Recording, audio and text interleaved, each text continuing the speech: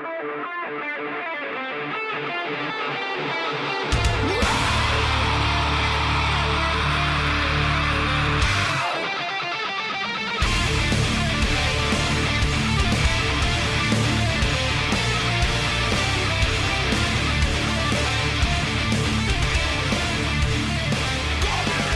we go. Today is Sunday, August 13th, 2017, and this is episode 199 of the Defensive Security Podcast. My name is Jerry Bow, and joining me tonight, as always, is Mr. Andrew Kellett. Good evening, Jerry. How are you today, sir? I am so good it hurts. How are you? I'm doing pretty good. We've got a little line of weekly shows going here. That's kind of nice. Yeah, it's almost a trend. Almost. It's and we've got a lot of travel coming up in the fall, so might be a little more challenging to record on Sundays, but we'll figure something out. Yeah, indeed. So, kind of on that point, we will, I guess, next be at DerbyCon, the last week in September. It's true. Then we will be at the O'Reilly conference over I guess right before Halloween. Mm-hmm. And we will be hosting the Ignite Talks, if I'm not mistaken, right? That's the name of it? We were described as infamous on the webpage. Which I think is like invaluable and inflammable, right? Sure. I'll go with that. Right, which means that like we're really, really valuable. So, or I'm sorry, really, really, really famous. Yes. So yeah. And by the way, the call for papers is open. I think these are the short 5-minute talks, right? Right. Yeah. If you don't know about Ignite, basically you prepare 20 slides. They auto advance every 15 seconds for a 5-minute talk. And then sometimes after we have a little fun where we do slide karaoke, where Jerry and I prepare slides people have never seen before. And they have to talk to them for 5 minutes on an auto advance. And that is damn hilarious, by the way. It's good times. It is good times. Let me tell you. And by the way, you can get a discount if you use the discount code SECURITY20. It's true. 20% off. That's right. That's the kind of love we have for our listeners. Absolutely. And then after that, in March of next year, we will be at Tactical Edge. It's true, in lovely, scenic, historic Bogota, Colombia. That's right. Mm-hmm. I told my mom that I was going today. She was a little concerned. Well, I think I think the older crowd tends to have the kind of the previous mindset about Bogota hanging over their head. Jerry, we are the older crowd. I know. I was trying to be generous. Anyhow, just a reminder that the thoughts and opinions we express on the show are ours and do not represent those of our employers. I should have probably said that a little bit ago. Retroactively to the beginning of the show. Yeah, that's right. It's been an eventful week, though. It certainly has. It's been a lot shaken in the info security world this week. Certainly has. So speaking of that, the first story I have for you tonight is from the Register, and the title is Salesforce sacks 2 top security engineers for their DEF CON talk. Holy cow. So it's like the 90s all over again. It really is. It really is. And then in the 2000s, yeah, there was... That's true. One of our colleagues, in fact. Yeah, that is true. One of our colleagues, though that was a little different circumstances. Those folks went ahead with the talk knowing that they may lose their job. This is not quite the case here. Correct. So apparently 2 individuals working for Salesforce.com, a person named Jason Schwartz and John Cram, they had developed a open source... I see your Schwartz is as big as mine. I had a feeling you were going to go there. Anyway, I by the way, I'm still waiting for Mel Brooks to come through with his promised second movie. I heard it was in pre-production. Maybe that's a lie, but I heard that. All right, well, Yeah. Now, for those who don't know, 1, I'm sorry. 2, Google Spaceballs. 3, you'll be better for watching it. Carry on. That's right. That's right. I made my kids watch it, and they were they thought it was going to be torture, and I don't think they've ever laughed so hard. So pretty well, funny. when the threat of a beating is on the back end, of course you're going to laugh hard. That's a good point. I hadn't thought about it that way. Anyway, yeah. Back to the story. These two people had apparently gone through their internal processes to get approval to deliver this talk regarding Meat Pistol, which is an anagram of Metasploit. And it's as far as I can tell, I unfortunately haven't had a lot of time to do research on exactly what Meat Pistol is, but it's described as effectively an alternative to Meterpreter, I believe. It seems to be an internally developed tool that they use to enhance their red team activities, which they were part of the red team. Yep. And the offensive security team at Salesforce. And this was something they built to make their jobs easier, and they thought would be good to share with the rest of the community. In fact, they were trying to open source it so they could release it to the rest of the security community. Yep. And so apparently shortly before their talk, the Salesforce tried to contact them, and they delivered the talk, and by the end of the talk, apparently they were in fact fired. And now, to be fair, we don't know for 100% certainty that these two events are combined. That's a very good, very. We good don't point. know if there's correlation or causation here. Nobody's talking. That's a good point. We don't know why they were fired. All we know is by the end of the talk they were fired. So now this, of course, led to a firestorm of outrage on the Twitters of how this has a chilling effect and blah blah blah. It may, but I would say I bet there's more to come of this story because we don't know the full story.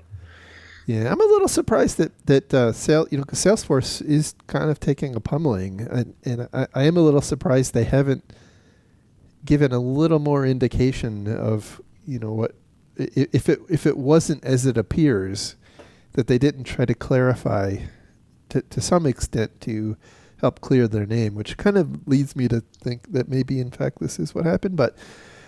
Maybe. There's a flip side to that. Another possibility is that they feel very confident in their reasoning, but they're waiting for the right time to release it. Yeah. If their lawyers are involved. That's also fair. Yep. I don't know. I'm not defending Salesforce. I'm not taking their side. I really don't know. And I'm trying not to jump to any conclusions. Yeah. It's interesting. And I think that I've been pretty critical for a long time about that, and I've said some unpopular things that I've taken some heat for, like that defense. You're going to have to be a little more specific. I know the defense isn't sexy, right? And one of the reasons that defense isn't sexy is because we typically can't go to DEF CON and talk about the stuff that we're doing, and historically. It's been very red team centric, and one of the reasons is that you have all these kind of innovative security companies who are trying to jockey, for a place in the market, and they're using those talks as a means of getting their name out there and showing the quality of the talent they have, and I think this is assuming it is what it appears to be, for a second, right? I think this is. Even though this is a more of on the red team side, I think this is kind of symptomatic of the bigger concern I have that it's really difficult for security people who work for traditional company to get up and talk about their security programs. Well, we saw something similar. This one when there was a live tweeting of a pen test recently that caused endless controversy. Oh my goodness, yes. And it's tough because we can learn from those situations. As long as everybody's in agreement that it's okay to publish those details, it's fine. But it's certainly not okay if it's the customer and the vendor don't agree to that. But if they've all agreed to that, that's great learning opportunity for the rest of us. Yeah, I actually am, and I've said as much to the two people involved, and I think it's really very enlightening to actually see the process they go through and the types of things that they find. And I'm happy they do it, but there seems to be a pretty big backlash that, oh my gosh, they're creating this huge moral hazard, and companies shouldn't have to opt out of this. And my understanding is that the people who are doing this actually go and ask for permission. It's like, yeah, they not wouldn't even last very opt long. out. They ask for permission. They would not last very long as a provider if they didn't. I mean, come on. So, There are contracts, guys. There's statement of works. There's legal bodies surrounding these sorts of engagements. This isn't a fly-by-night sort of thing that, well, if it was, it certainly wouldn't last very long. It would get sued into oblivion. right. But I have learned so much from either doing a pen test or being on the receiving end of a pen test. It's certainly not a panacea of security, but there's a lot to be learned from it. And I wish I could talk about all the things I've learned from my current employer, but I can't. It would be unethical. It would violate my NDAs, and it would put my current employer at risk because I know where the weaknesses are and where the skeletons in the closet are, and we don't want to help the bad guys. But if you can obfuscate that data and you can remove the identification around who it may be, hey, that's some great info. Yep, that's right. And by the way, speaking of drama in the InfoSec industry, holy cow, there was a big dust-up between Carbon Black and a company called Direct Defense. So we have a little bit of a dust-up. Little bit of a dust-up, yeah. So there's this company named Direct Defense, and their president wrote a blog post that accused Carbon Black of basically having a badly architected product, which was causing customers of Carbon Black products to leak terabytes of data. And what they were accusing Carbon Black of was sending files. Their Carbon Black response product was sending files into VirusTotal. And for those who don't know, when you send something in the VirusTotal, it doesn't, it's not ephemeral. It gets stored, and researchers can come in and analyze things that were uploaded. Which is a well-known and understood feature of VirusTotal. It is, and so in this blog post, the CEO or the president actually called Carbon Black this is a quote, the world's largest pay-for-play data exfiltration botnet. All right, so before we go any further, in the interest of full disclosure, we should tell you that Jerry and I both personally know and have worked with the CEO of Direct Defense. Just for whatever that's worth, putting it out there. Yep. Carry on. Sure.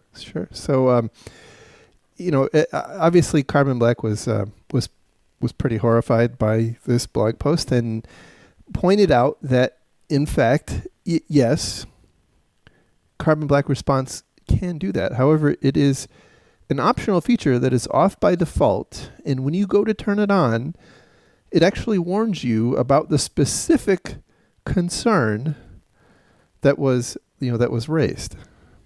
Also, for the record, Direct Defense did not talk to Carbon Black at all before publishing this blog post. Correct. They ended up contacting the organizations whose data they found in VirusTotal. So basically, I think the genesis of this was Direct Defense was trolling through data they were getting out of VirusTotal, and they saw data they saw correlated with. Well, they say they were working with customers and understood. Found either way, yes. Yeah. They say that they stumbled upon this in working with their customers on engagements. Right. Yes. Uh-huh.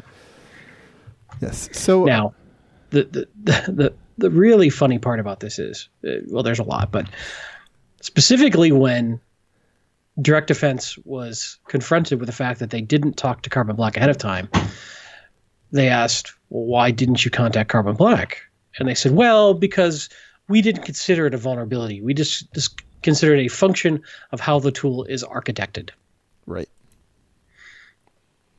That's a really interesting slippery slope. So at the end of the day, let's say I find something that is a poor architecture in, say, Windows. That gives me just full moral credibility to avoid any sort of disclosure to Microsoft. All right. Noted. Anyway, I'm slightly off topic, so continue. Sure. So there was a blog post by Direct Defense. Carbon Black responded saying, you misunderstand. And by the way, you've kind of violated the norms of responsible disclosure by going public with this rather than coming to talk to us. And then, as you mentioned, Direct Defense responded back saying, we thought this was an architectural problem, not a vulnerability, which I don't really understand. I don't understand the nuance of that.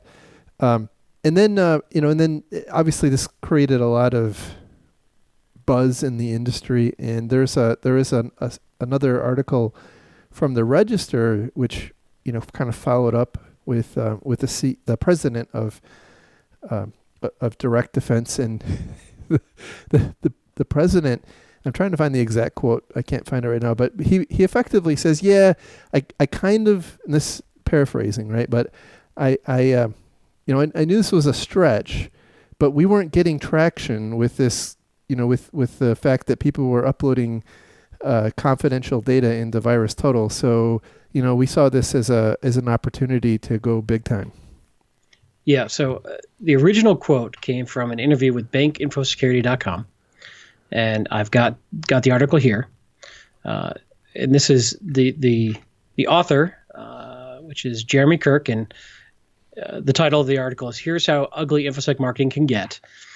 He basically is interviewing the CEO of Direct Defense, Jim Broom, and basically this portion of the article, Broom acknowledged to me in a phone interview that the blog post was a stretch. He says Direct Defense has been trying to raise attention around data leaks related to the broad sharing of potentially malicious files, but it hadn't gotten much attention. Quote, "That didn't get a lot of play, so we decided to go with a more sensational title," end quote, he says. The blog post is titled "Harvesting CB Response Data Leaks for Fun and Profit." When queried further about his company's assertion that the situation would be, quote, "nearly impossible," end quote, to fix, Broom says, "Honestly, that would be a bit of sensationalism."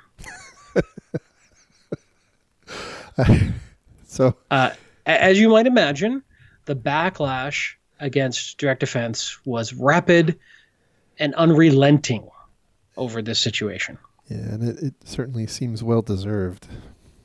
But then it got more interesting. Yeah. Then people started to realize that, Direct Defense is one of Cylance's top resellers. Yeah. And Cylance being a direct competitor of Carbon Black. Right. So now people are starting to say, well, was this a hit job put out by Cylance? And of course, Cylance said, nope, wasn't us. Had nothing to do with it. Not our thing at all. Wasn't us. And in fact, Cylance said the blog was independently researched opinions and work of the Direct Defense team. They are a member of our reseller community, but Cylance did not participate in any manner with the blog they published. Now, what's interesting is Cylance is certainly no stranger to controversy. Just a few months ago, they were accused of generating custom, quote-unquote, malware for testing in a bake-off of particular samples of malware that only Cylance would trigger on, amongst other potentially, I should say, reviewed as ethically challenged behavior by the security community. So it's interesting. I don't know if Cylance was involved, but they were accused of it. Jim Broom on the Cylance, president of Direct Defense, and the Cylance piece said, "We work with many vendors, partners, and Cylance is only one of them. We work with competitors of theirs as well. The only reason Carbon Black was called out in our findings was that all the keys we found were traced back to their Carbon Black Response product. I'm sure that if our analysts had found keys belonging to other vendors, Cylance included, we would have mentioned them too. Our approach to security is one of brutal honesty, and part of that is keeping the vendors honest when we see something that is putting our customers at risk." Brutal honesty. Yep. One more thing I want to read. So when you turn this function on in Carbon Black, Here is the warning you get when you turn this on. Okay. Quote, by electing to enable the scan unknown binaries with VirusTotal feature, your server will send unknown binaries to Carbon Black with your consent. By electing to enable share binary hashes with VirusTotal feature, your server will send binary hashes and other metadata to Carbon Black with your consent. Each binary and/or hash and file metadata, as the case may be, will be submitted to VirusTotal and governed solely by the terms, services, and privacy policy of VirusTotal. Carbon Black shall not be responsible for this submission or for any act or omission by VirusTotal. You are hereby advised VirusTotal makes the metadata publicly available, along with scan results from dozens of antivirus products, and VirusTotal also makes the files available to VirusTotal partners. You must determine whether to elect to enable this feature at your sole discretion. A checkbox designates you are opting in and thereby electing to share this information with Carbon Black and its alliance partners in the manner described. That seems pretty clear to me. Yeah, I mean it's not really ambiguous. There's not a lot of ambiguity there. So I'm going to be clear. I think Direct Defense massively overstepped. This was a PR grab. Well, they said as much. I mean, they said as much. An irresponsible PR grab that caused undue stress and anxiety in the industry and by customers. And shame on Direct Defense. They shouldn't have done this. Absolutely. But I think it does point out that a lot of these reports have maybe non-obvious motivations, right? And this may just be one that it's a little more obvious. Yeah, I mean, to be fair, I certainly support people calling out vendors when they misbehave. But we really have to be mindful that we're doing it intelligently. And this seems far too motivated by a greed factor on Direct Defense's side to gain notoriety and publicity for their firm. Yeah, I agree with that. All right. Well, so moving on to our next story. This one comes from Data Breach Today, and the title is OCR tells organizations to step up phishing scam awareness. And, there aren't many articles that make me hyperventilate and breathe into a paper bag, but this was probably one of them. So I like the first sentence. Employees are still falling for phishing scams that are leading to major breaches, including those related to ransomware attacks, such as WannaCry. Yeah. Well, yeah, we could spend a whole show just dissecting that sentence. Yeah. So yes, starting on that happy note, the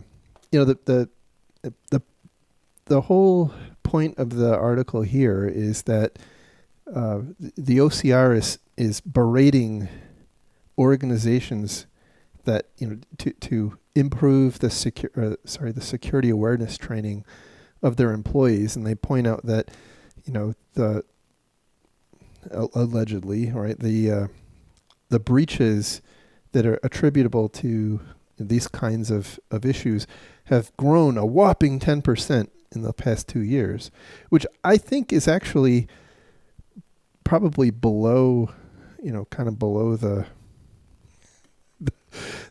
overall trend, right? So, that's may not be as significant as they're pointing out here, but then there's a whole back and forth discussion about the utility of security awareness training, and it really left me kind of pretty frustrated because they'll make a point. They make a point that we do really bad job.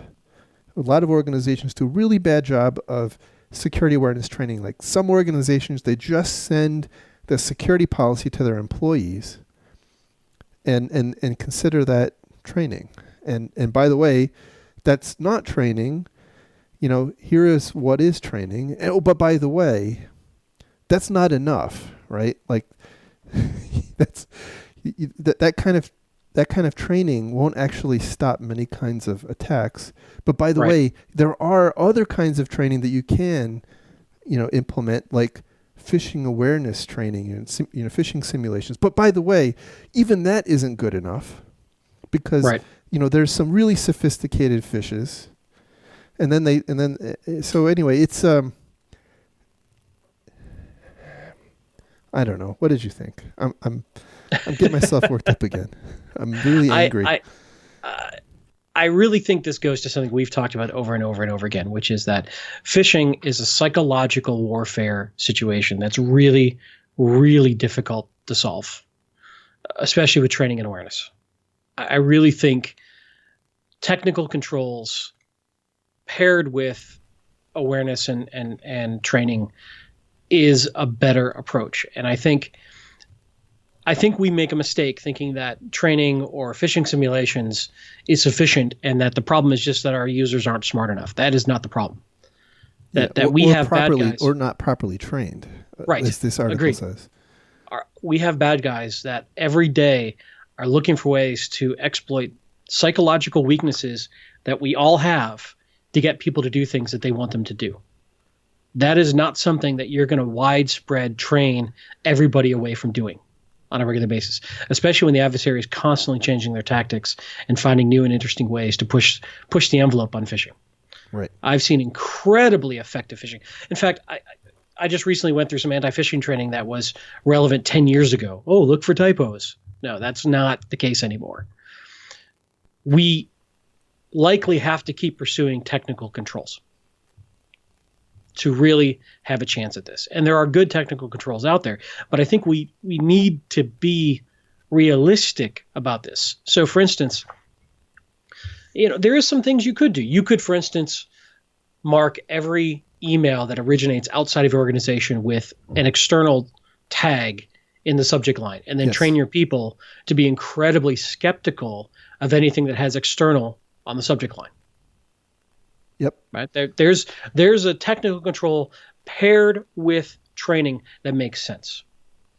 Heck, you could even set up, if people are using Outlook rules or Outlook, you could set up Outlook rules to turn external emails red in their email list as one example, and start training them. Be very, very skeptical. The other thing is we now have built this shame around falling for a fish, where people are de-incentivized to come forward, report, and work with security if they've fallen for a phishing attack.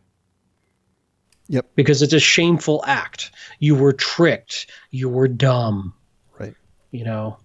Little Bobby in Nigeria doesn't want to send you money. That is not the situation here. That's not what we're dealing with. We're dealing with sophisticated corporate attacks that are very, very smart, or they wouldn't be succeeding. Now, there are times when we can look at something and go, man, how did they fall for that? But the difference is we're security professionals who do this every day, all day. I sleep on sheets that have CISSP study materials. I'm saying we live in this world. Right. Yep. Bobby the sales guy doesn't. It's not fair to him to expect him to be at the cutting edge of cybersecurity. Well, I think one of the fundamental problems I have with this article is we're coming at this problem as security people, and so kind of like you said, right? We do live and breathe it, but we also live and the nature of our work is often fundamentally different than the people who we're talking about here, right? Our jobs do not typically involve us day in, day out, processing emails and opening attachments and things like that, like a lot of these people do.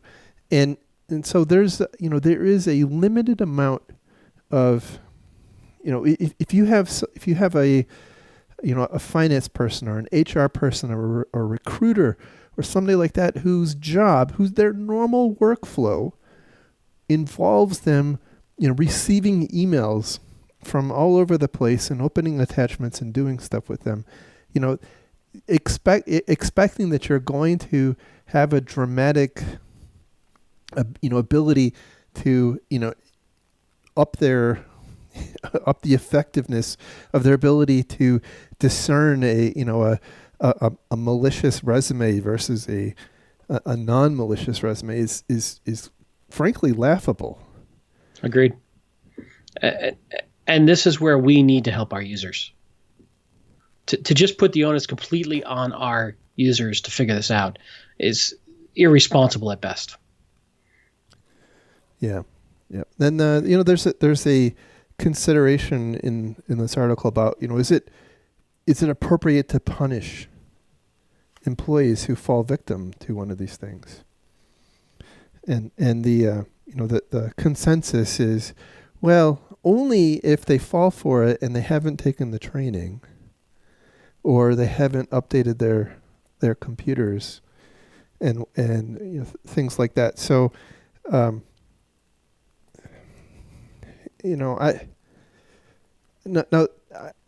if you have people not taking their training, that's a separate thing. Like you've got a different problem there that you need to address. And I'm not saying, by the way, I don't think either of us are saying that training isn't important. I think training is important, and in fact, it's mandated, such as by HIPAA, it's mandatory, and if you don't do it, you're even in the absence of a breach, you could be fined in an audit situation. So, it's certainly not that. My point is, you shouldn't be waiting for a breach to realize that someone hasn't taken their training or they haven't updated their laptop. That's, I don't know. This I have and I think that a lot of the content in here came from the OCR. So I'm not really necessarily picking on the author of this article. I'm probably more picking on the OCR, the Office of Civil Rights. Sure, agreed. But I think they're just replaying a script that is pervasive right now, which is it's the user's fault, train them better. Yeah.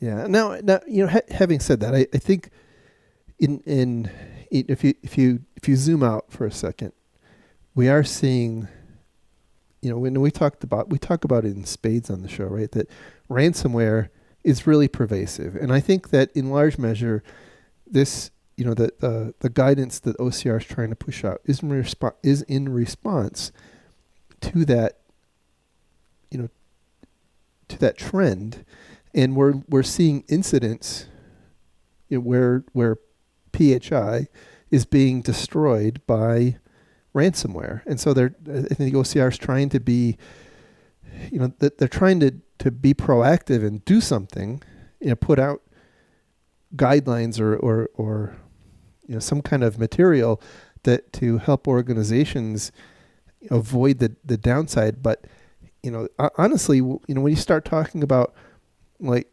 avoiding ransomware like WannaCry, by avoiding phishing emails, it just kind of shows how wrong-headed they are. Yeah, I do think phishing is probably the number one sustained threat out there. Yes, and we do have to address it. Correct. And I'm not faulting the OCR for trying to address it. I just am not on board with their recommendations. Yeah, I think there are better ones. Agreed, and I think so. So that is kind of the long way to get to the point that a more effective message, I think, that the OCR could have put out was, you certainly need to have relevant and up-to-date education about social engineering threats. However, you also have to recognize that those, that is a control. It's not really even a control. It is limited in its effectiveness, and therefore you need to be designing and implementing something that is a backstop. And that's not here. I mean, that doesn't come up. This is all about training, and I have a really big problem with that. And not to be incredibly cynical about it, but this is where I go back to wondering if we're learning about phishing defense from the vendors who are selling us things like training. Well, I think you're absolutely right.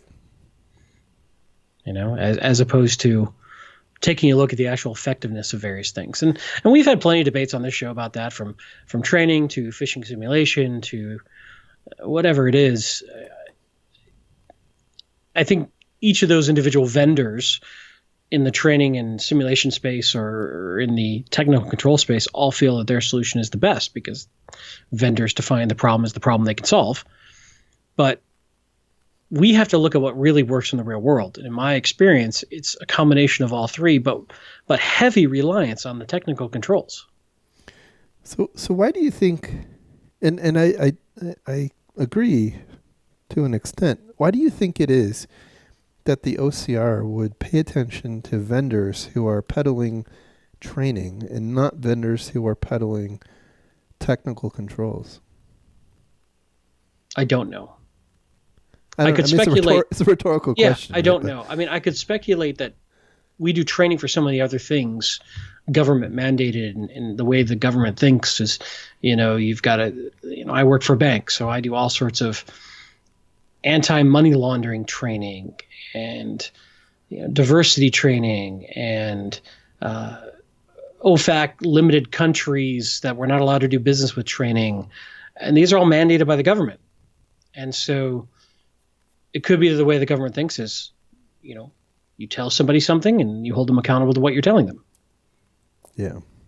I don't know. That's all I got. I don't have any other insights. And I could be completely wrong that they're echoing vendor. I just, in general, have a hot button with, we seem to take our best practices, quote unquote, from what vendors are telling us to do. Yeah. Yeah. And, they have a vested interest. Right. Exactly. So anyway, but I don't know that to be the case here. It just gave me a chance to wander off down that gully for a minute. Well, we kind of beat that one into a pulp. So moving on to the next story, which is a little related. This one comes from Info Security Magazine, and the title is "Anthem Medicare Patients Hit with Breach." And there isn't a ton to say here, except that a vendor of Anthem named LaunchPoint Ventures apparently was performing an unrelated investigation after they were informed about malfeasance of one of their, or potential malfeasance of one of their employees. And in performing an investigation, they realized that this employee apparently had sent the personal data, or PHI data, of, and this particular article doesn't mention the number, but I believe it was about 19,000 Anthem patients to his personal email address. And there's no, at this point, there's no indication of why he would have done that, or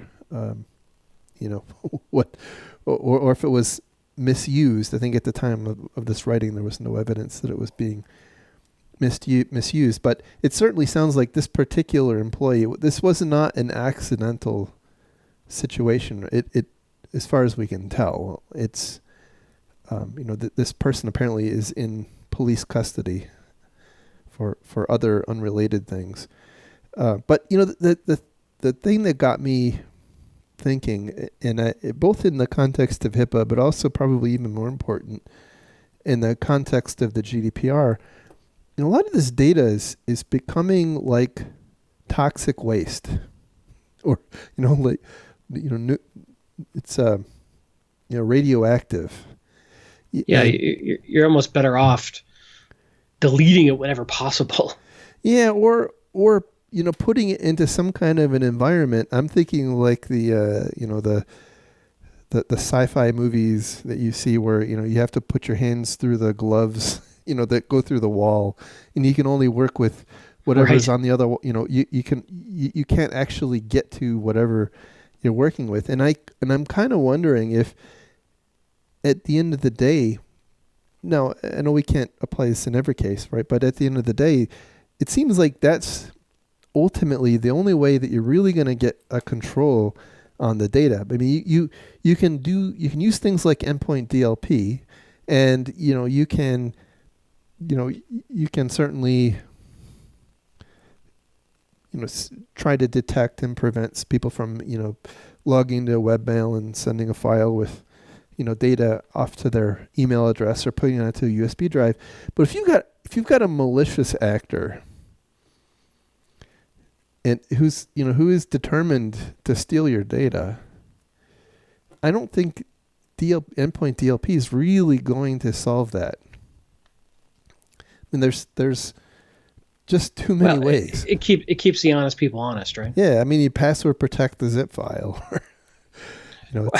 It just raises the bar. It makes the honest people honest and the dumb crooks easier caught. But is it 100% control? No. Right. But now it's unclear. It's unclear that in a instance where you have an employee who's gone rogue and they're committing criminal acts, I don't know how the HIPAA laws view that. I mean, is this company going to get fined because they didn't have a control in place to prevent this person? Because they didn't properly train that person? Yeah, it's. And then in the GDPR world, similar question, right? I don't think a company whose employee has committed a criminal act is going to be subject to a 4%, a fine of 4% of the revenue. But at the end of the day, the data's been misappropriated, and that's what the whole law is intended to prevent. HIPAA is a special kind of hell. That's what I've decided. Oh, it is. It absolutely is. I have enough trouble in the financial world. I don't think I can handle the HIPAA world.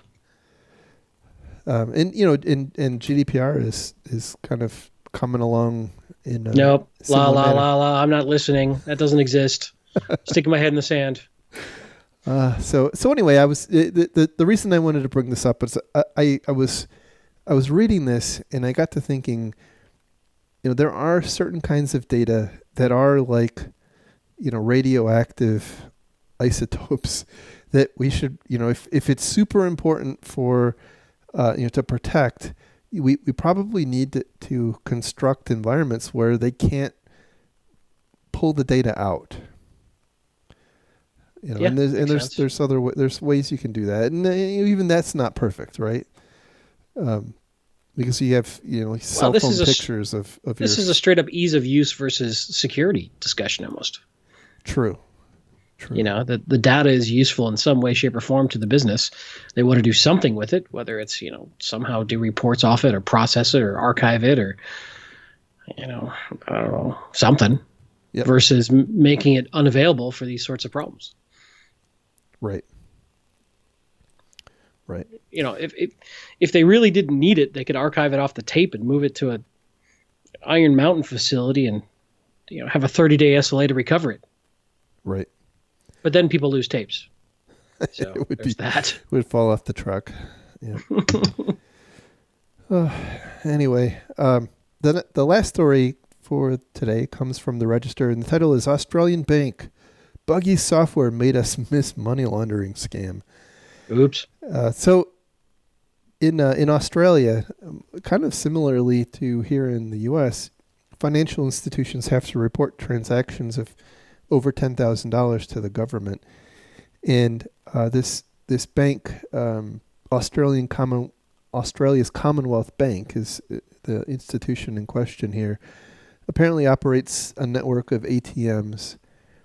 And they have some software that automates the disclosure, the reporting of those financial transactions over $10,000. And apparently in 2012, May of 2012, they implemented some software changes which broke that functionality. And it wasn't fixed until September of 2015, so over 3 years later. And in that time, there were 53,500 transactions, ATM transactions, by the way, of over $10,000. And by the way, ATMs down there must be a little different than they are here because... Well, it's those Bitcoin ATMs that help you out. That could be because I don't know that in the U.S. you can do anything that's over $10,000 or anything close to $10,000. For the record, Jerry's doing a wonderful job of keeping his composure as my cat is crawling all the way up and down me while we're on the show tonight. Yes. Fiona apparently wants to be part of the show. And she's climbing up my shoulder to make sure she's noticed. It's too bad it's not a video show. But yeah, I agree when I read that they were doing $10,000 transactions via ATM. And then I was thinking maybe it was transfers. They were going to an ATM and transferring from one account to another, not actually depositing or withdrawing $10,000. Maybe so. I mean, also maybe it's businesses doing like the deposit where you deposit the days. That's a good point. The day's sales, or I don't know, whatever. That's not the point. The point is that the bank here had developed a software-based control, which met a regulatory obligation, and didn't realize they made a change and didn't realize that control stopped working. And it occurred to me that we see this happen a lot in IT security. You'll update a IPS device or a server or something, and all of a sudden it stops reporting. And if you're not attentive, it can go a long, long time until Krebs calls you up and you realize you're not collecting logs anymore. Well, and this is a tough one because the easier answer is, well, just have some sort of control that double checks that your control is working, or just have some sort of quiet alert mechanism when you stop getting alerts. But IT changes so rapidly, and it's not stable enough and consistent enough to easily do that. And things slip through the cracks, as complex as we are. But for things that really, really, really matter, you might want to have some secondary layer of control to ensure that your alerts are still working, whether it's some sort of fake transaction that's supposed to trigger on a monthly basis or something for the stuff that really, really matters. Yeah. That's the point that I wanted to raise as well. So I stole your thunder. I'm sorry. Other than $10,000 seems like that's kind of an outdated number, because I think that's the deal here in the U.S. too. So. Yeah, I think that came into being during the 80s with the war on drugs. Yeah, but $10,000 was worth a whole lot more than it is now. Yeah, true. And I think now they say it's for money laundering and anti-terrorism purposes and such. So in many ways, not changing the figure allows them to track even smaller amounts of real money. Yeah, but in 30 years, $10,000 will be, what a loaf of bread costs. Uh-huh. That's just the government, man, keeping an eye on you. Yeah, fair enough. They want to know what you're buying, what you're doing, who you're talking to, what kind of podcast you're recording. They want to know. Fair enough. So anyway. One other quick update, since we talked about it last week. So Malware Tech, the Marcus Hutchins story, who was arrested for writing malware, supposedly, is out on bond and bail. He got a $30,000 bail, but can't leave the U.S. and will be facing more of his court proceedings in Wisconsin. But I briefly looked over what they alleged during his bail hearing, and it did not look good from what the government is saying. So we'll see how that goes. Yeah, I've read some of the analysis of because the transcripts of his of his initial hearing were released a couple of days ago, and it does definitely not seem encouraging, which is bad news. But at the same time, the characterization of the prosecutor does seem a lot different than what than the indictment read, right? Because the indictment basically said, he created banking malware for sale, and if memory serves, the transcript basically said that he wrote code that was used in malware that was sold. So it's a little unclear. There is some scuttle that he may accept a plea, Mm-hmm. Well, don't know. Yeah, much about it's complicated. There's reports that he admitted to this during police interrogation. Don't know how accurate that is. And there's also we know for a fact that he pled not guilty, so that could be building up to a plea. Who knows? These things take a long time, and the truth is rarely the first couple of reports that come out.